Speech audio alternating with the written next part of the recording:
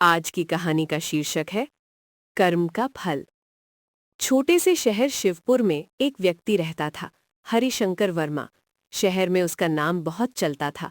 बड़ा व्यापारी था, कई गोदाम, कई दुकानें और हर जगह उसका रुतबा।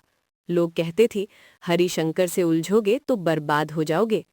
हरिशंकर मेहनती जरूर था, लेकिन उसका दिल पत्थर का होता जा रहा था। उसे बस मुनाफा दिखता था, इंसान नहीं। उसके गोदाम में काम करने वाला रमेश रोज 12-14 घंटे मेहनत करता। एक दिन रमेश की माँ बहुत बीमार हो गई। रमेश ने डरते डरते हरिशंकर से कहा, मालिक, आज आधी छुट्टी मिल जाए तो माँ को अस्पताल ले जाना है। हरिशंकर ने बिना सिर उठाए कहा, काम छोड़कर अस्पताल? दुकान चलाने के लिए मैंने तुम्हें रखा है, सेवा करने के लिए नहीं।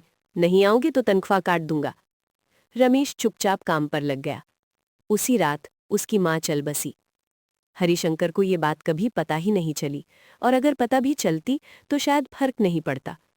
कुछ साल बाद हरिशंकर और बड़ा हो गया।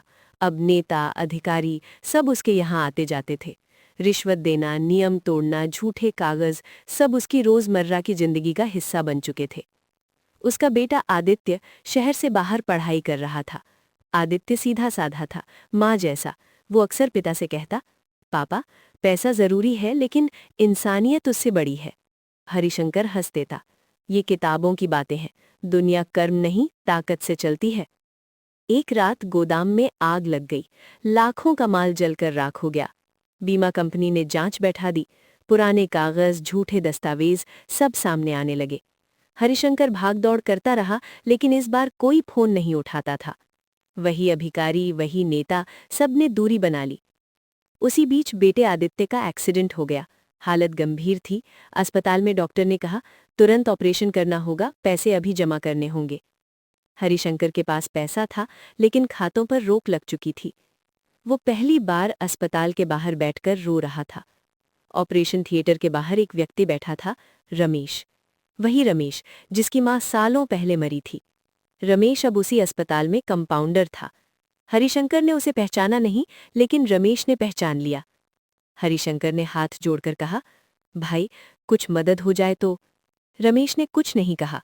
वो अंदर गया, डॉक्टर से बात की, कुछ कागज आगे बढ़ाए। ऑपरेशन शुरू हो गया। कुछ घंटों बाद डॉक्टर बाहर आए। ऑपरेशन सफल रहा।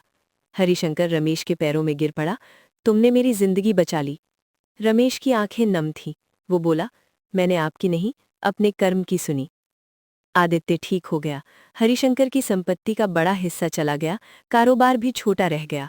लेकिन अब वो बदल चुका था। अब वो उसी दुकान पर बैठता जहां कभी घमंड बैठा करता था। एक दिन किसी मजदूर ने उससे कहा, मालिक, मेरी बेटी की फीस। हरिशंकर ने चुपचाप पैसे थमा दिए। वो जान चुका था, कर्म तुरंत नहीं, लेकिन जरूर लौटता है, अच्छा हो या बुरा। जो हम आज बोते हैं वही कल काटते हैं। पैसा, ताकत और घमंड सब समय के मेहमान हैं। कर्म ही एकमात्र ऐसी चीज है जो हर हाल में लौट कर आती है।